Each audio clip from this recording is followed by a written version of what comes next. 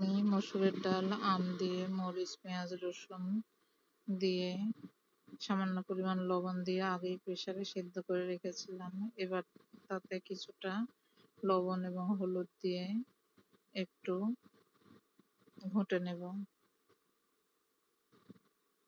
এবং তাতে পরিমাণ মতো পানি দিয়ে নাড়াচাড়া করে মিশিয়ে নেব।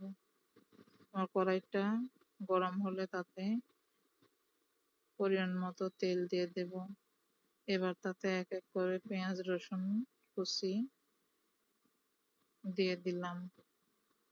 কিছুক্ষণ নাড়াচাড়া করে আমার পেঁয়াজ, রসুন কুচিটা হালকা লাল হয়ে আসলে তাতে পাঁচফোড়ন তেলে দিয়ে দিলাম।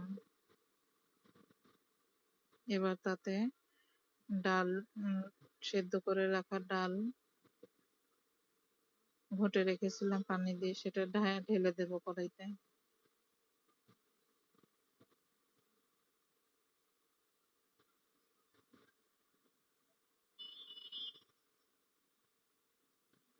অনেকে বলতে পারেন ডালটা অনেক ঘন।